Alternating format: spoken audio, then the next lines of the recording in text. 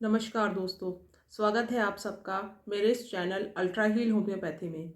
दोस्तों, आज के इस वीडियो में हम बात करेंगे फेफड़ों में होने वाली एक बहुत ही आम संक्रमण के बारे में, जिसको कि हम ब्रोंकाइटिस बोलते हैं। दोस्तों, ब्रोंकाइटिस फेफड़ों में होने वाली सूजन है, जिसके कारण पेशेंट को बहुत ज़्यादा खांसी रहती है और बहुत ज़्यादा बलगम उसको आता है। कई बार बलगम के साथ साथ उसको सांस लेने में भी बहुत ज़्यादा परेशानी होती है। सीटी जैसी आवाज़ आती है उसके फेफड़ों में से।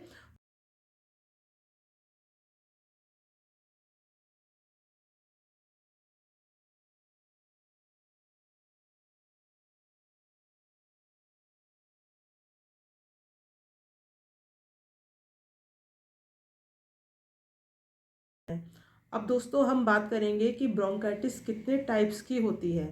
तो ब्रोंकाइटिस मुख्य तौर पे दो टाइप्स की होती हैं, एक्यूट ब्रोंकाइटिस और क्रॉनिक ब्रोंकाइटिस। अब एक्यूट ब्रोंकाइटिस के जो लक्षण हैं वो एक्यूट होते हैं, यानी रीसेंट केसेस जो हैं ब्रोंकाइटिस के बहुत ज़्यादा एडवांस नहीं हुए हैं, तो उनको एक्यूट ब्रोंकाइटिस बोलते हैं। तो लंग्स में जो सूजन है वो एक्यूट है, रीसेंट है, बहुत ज़्यादा उसको प्रोग्रेस नहीं हुआ है। तो मोस्टली जो एक्यूट ब्रोंकाइटिस के केसेस हैं ये कोल्ड और कफ से शुरू होते हैं। तो अगर पेशेंट को कोल्ड हुआ है तो 1 या 2 दिन उसको कोल्ड रहता है, फिर उसके बाद उसको जो लंग्स जो हैं वो इन्वॉल्व हो जाते हैं, लंग्स में सूजन होती है और बहुत ज़्यादा उसको बलगम आना शुरू हो जाता है। फीवर भी रहता है, तो फीवर के साथ वॉमिटिंग भी हो सकती है और उसको बहुत ज़्यादा जोड़ों में दर्द और बुखार उसको महसूस होता है, वीकनेस महसूस होती है। तो वो एक्यूट ब्रोंकाइटिस के केसेस में ऐसा देखने को मिलता है। अब एक्यूट ब्रोंकाइटिस मोस्टली उन बच्चों में भी देखी जाती है और सांस लेने में भी पेशेंट्स को परेशानी होती है। तो बच्चे को अगर बहुत ज़्यादा कफ है, ड्राई कफ है और उसको कोल्ड है, तो उसको तुरंत आप अपने डॉक्टर से सलाह लीजिए और पेशेंट को दवाई दिलवाइए, ताकि जो उसका डिसीज़ है वो प्रोग्रेस ना हो। और पेशेंट को इन्फेक्शन को कंट्रोल कर सकते हैं हम, लंग्स में इन्फेक्शन होने से बचा सकते हैं। तो हम होम्योपैथिक मेडिसिन से हम पेशेंट को ठीक करते हैं। तो दोस्तों, एक्यूट जो कोल्ड एंड कफ की केसेस हैं उसमें जो होम्योपैथिक मेडिसिन हैं, कौन से होम्योपैथिक मेडिसिन हम जनरली देते हैं, उसके बारे में आज मैं आपको बताती हूँ। तो दोस्तों, जो नंबर 1 होम्योपैथी की मेडिसिन है जो एक्यूट केसेस में हम देते हैं वो है एकोनाइट नेपिलस। तो दोस्तों, एकोनाइट नेपिलस उन केसेस में हम देते हैं जिसमें पेशेंट को अभी जुकाम हुआ है, तो तुरंत उसको कोल्ड से एक्सपोजर हुआ, कोल्ड ड्राई विंड से उसको ठंडी जो हवा है उसको एक्सपोजर हुआ है और उसको सर्दी जुकाम शुरू हो गया है। तो बहुत ज़्यादा नाक सूख रही है उसको और बहुत ज़्यादा गला सूख रहा है और उसको कफ हो गया है। तो हम उस केस में हम एकोनाइट नेपलेस दे सकते हैं। इसमें कॉजेटिव फैक्टर जो है वो ठंडी हवा, कोल्ड एक्सपोजर होता है। तो अगर पेशेंट को ऐसे सिम्टम्स देखने को मिलते हैं, बहुत तुरंत उसको एक्सपोजर हुआ और उसको फीवर हो गया है, खांसी है और बहुत ज़्यादा उसको कफ के सिम्टम्स हैं और उसको कोल्ड के सिम्टम्स हैं, तो हम उसको एकोनाइट देते हैं। तो एकोनाइट ना केवल जो कोल्ड को प्रोग्रेस होने से रोकता है बल्कि डिसीज़ को वहीं के वहीं कंट्रोल करता है। तो हम एकोनाइट अगर देते हैं तो पेशेंट को हम लंग्स में इन्फेक्शन होने से बचा सकते हैं। अब हम दूसरी जो होम्योपैथी की मेडिसिन है जो कि एक्यूट कफ एंड कोल्ड में दी जाती है वो है बेलाडोना। तो दोस्तों, बेलाडोना एक बहुत अच्छी मेडिसिन है जो कि एक्यूट कोल्ड एंड कफ्स में दी जाती है। जनरली बेलाडोना हम बच्चों के केसेस में देते हैं। तो अगर बच्चे को ड्राई कफ है और उसको कोराइजा है तो उसको हम बेलाडोना दे सकते हैं। तो बेलाडोना ना केवल बच्चे को फीवर होने से, अगर बहुत ज़्यादा उसको फीवर है तो फीवर से भी बचाती है, फीवर कंट्रोल करती है और वो जो लंग्स में इन्फेक्शन होने से भी बचाती है। तो बेलाडोना एक बहुत अच्छी मेडिसिन है। अब दोस्तों, बेलाडोना के बाद जो हमारी तीसरी होम्योपैथी की मेडिसिन है एक्यूट कफ एंड कोल्ड के केसेस में जो हम दे सकते हैं वो है ब्राइनिया एल्बा। दोस्तों, ब्राइनिया एल्बा उन केसेस में दी जाती है जिसमें कि पेशेंट को बहुत ज़्यादा जुकाम के साथ साथ उसको गला सूखता है और उसको फीवर रहता है और उसको बहुत ज़्यादा प्यास लगती है। तो प्यास बहुत ज़्यादा लगना और उसका मुंह सूखना और उसको जुकाम होता है, तो और उसको बहुत ज़्यादा जोड़ों में दर्द रहता है, फीवर महसूस होता है, तो उन केसेस में हम ब्राइनिया दे सकते हैं। तो ब्राइनिया एल्बा ना केवल कोल्ड एंड कफ को ट्रीट करती है बल्कि जो इन्फेक्शन है लंग्स में होने से बचाती है। तो एक्यूट ब्रोंकाइटिस के केसेस में हम ब्राइनिया को यूज़ कर सकते हैं।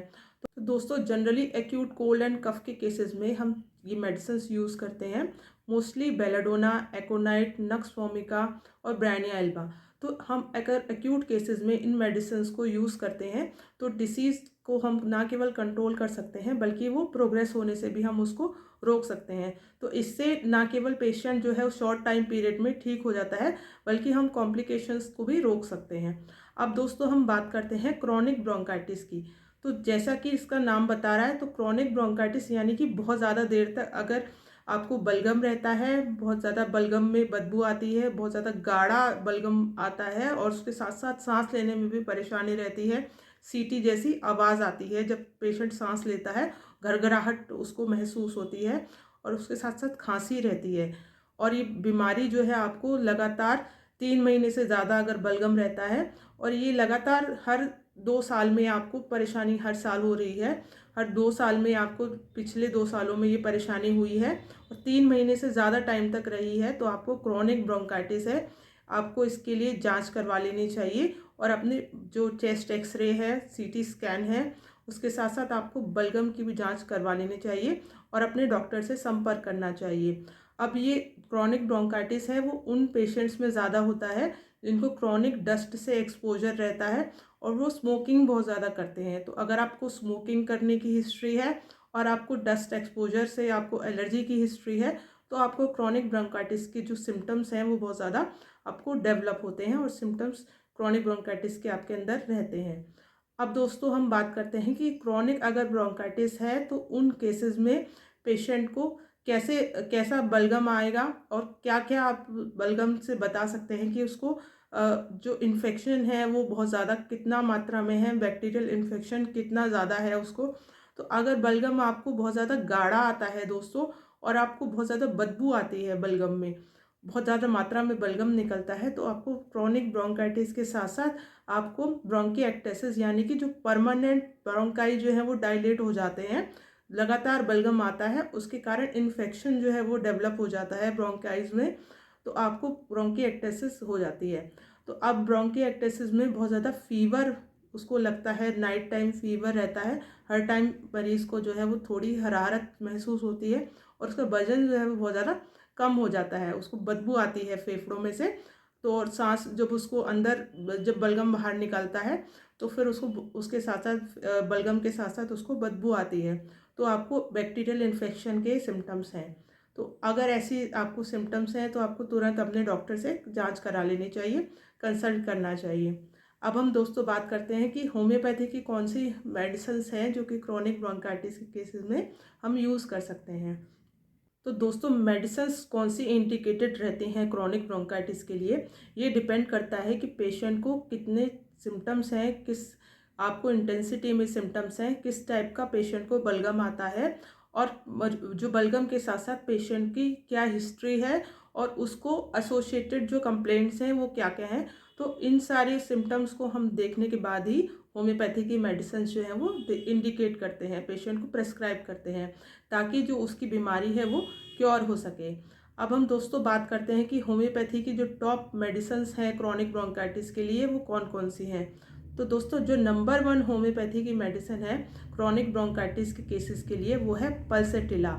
अब पल्सेटिला दोस्तों उन केसेस में दी जाती है जिसमें कि बहुत ही क्रॉनिक ब्रोंकाइटिस है और पेशेंट को बहुत ज़्यादा गाढ़ा बलगम आता है। ये बलगम बहुत ज़्यादा पीले कलर का थिक होता है, बहुत ज़्यादा गाढ़ा रहता है और कई बार येलो ग्रीन कलर का भी देखने को मिलता है। अब बलगम जो है वो सुबह की टाइम में जब पेशेंट सो के उठता है तो बहुत ज़्यादा मात्रा में उसको बलगम जो है वो निकलता है और बलगम निकालने से उसको आराम मिलता है। सांस लेने में जो उसकी परेशानी है वो बहुत ज़्यादा, अगर अगर वो बंद कमरे में रहता है तो सांस लेने की परेशानी बहुत ज़्यादा बढ़ जाती है और खुली हवा में उसको आराम मिलता है। तो अगर ऐसे सिम्टम्स में पेशेंट में देखने को मिलते हैं तो पल्सिटिला एक बहुत अच्छी मेडिसिन है। ना केवल ये बलगम को आने से रोकती है बल्कि जो इन्फेक्शन है पेशेंट को, बैक्टीरियल जो इन्फेक्शन है उसके साथ साथ उसको भी कंट्रोल करती है। तो पल्सिटिला एक बहुत अच्छी होम्योपैथी की मेडिसिन है क्रॉनिक ब्रोंकाइटिस के लिए। अब दोस्तों पल्सिटिला के बाद जो हमारी होम्योपैथी की मेडिसिन है क्रॉनिक ब्रोंकाइटिस के केसेस के लिए वो है एंटिम टार्ट। जब एंटिम टार्ट उन केसेस में दी जाती है जिसमें कि पेशेंट को बलगम बहुत ज़्यादा मात्रा में महसूस होता है कि उसको लंग्स में बहुत ज़्यादा बलगम जो है पर बलगम उसको निकालने में बहुत ज़्यादा परेशानी होती है, बलगम बाहर नहीं निकलता, तो पेशेंट को घरघराहट महसूस होती है, रैटलिंग कफ होता है, उसको घरघराहट के साथ साथ उसको सांस लेने में भी परेशानी रहती है, पर बलगम जो है वो बाहर नहीं निकलता। अब ये मोस्टली उन पेशेंट्स में देखने को मिलता है जो एल्डरली हैं, बहुत ज़्यादा जो एज्ड हैं पेशेंट्स, और बहुत ज़्यादा उनकी स्मोकिंग की हिस्ट्री रहती है, और बलगम जो है बाहर नहीं निकलता है। अगर बलगम बाहर निकल जाए तो उनको सांस लेने में आराम मिल जाए, तो ऐसे अगर सिम्टम्स देखने को मिलते हैं तो उनको एंटिम टार्ट अगर दी जाती है तो उनको बहुत ज़्यादा रिलीफ मिलता है। अब दोस्तों तीसरी जो होम्योपैथी की मेडिसिन है क्रॉनिक ब्रोंकाइटिस के केसेस के लिए वो है एंटिम आर्स। अब दोस्तों एंटिम आर्स उन केसेस में दी जाती है जिसमें पेशेंट को बलगम के साथ साथ बहुत ज़्यादा सांस लेने में परेशानी होती है। तो मरीज़ को सांस नहीं आती है, सांस लेने में बहुत ज़्यादा परेशानी होती है, अस्थमैटिक हो जाता है पेशेंट क्रॉनिक ब्रोंकाइटिस के साथ साथ। तो उन केसेस के लिए एंटिम आर्स बहुत ज़्यादा अच्छी रहती है, उसको बहुत ज़्यादा रिलीफ मिलता है एंटिम आर्स लेने के बाद। दोस्तों ये कुछ क्रॉनिक जो ब्रोंकाइटिस के केसेस हैं उनके लिए होम्योपैथिक मेडिसिन जो है मैंने आपको बताई हैं, जो कि बहुत ज़्यादा हेल्पफुल रहती हैं। अब मेरी सलाह आपको यही है कि कोई भी मेडिसिन लेने से पहले आप अपने डॉक्टर के पास जाके एक बार कंसल्ट कर लीजिए। अपनी हिस्ट्री देने के बाद ही कोई आप जो मेडिसिन इंडिकेटेड रहती है प्रिस्क्राइब्ड डोजेज में दी जाती है, तो आप उस मेडिसिन को अगर लेते हैं तो आपको रिलीफ मिलता है और आप अपने जो डिसीज़ को प्रोग्रेस होने से बचा सकते हैं। क्योंकि अगर आपको लंग्स में बहुत ज़्यादा टाइम तक इन्फेक्शन रहता है तो ये डिसीज़ काफ़ी अगर प्रोग्रेस हो जाता है तो आपको निमोनिया के भी चांसेस हो जाते हैं और आपको लंग फेलियर के भी सिम्टम्स जो हैं वो डेवलप हो जाते हैं। तो लंग्स के साथ साथ अगर हार्ट की भी कंप्लेंट्स पेशेंट में शुरू हो सकती हैं तो ऑर्गन फेलियर भी हो सकता है। तो दोस्तों इन सारी कॉम्प्लिकेशन से बचने के लिए आपको सलाह यही है कि आप अपने डॉक्टर से कंसल्ट कर लीजिए और अपनी बीमारी को आप तुरंत इलाज कराइए ताकि अपनी बीमारी को आप जो आगे बढ़ने से रोक सकें। तो दोस्तों उम्मीद है आपको मेरी जानकारी अच्छी लगी होगी, और अगर मेरी आपको जानकारी अच्छी लगी हो तो मेरे इस चैनल को प्लीज़ लाइक एंड सब्सक्राइब करना ना भूलें दोस्तों। फिर मिलेंगे एक नई जानकारी के साथ नेक्स्ट वीडियो में। तब तक के लिए goodbye and take care.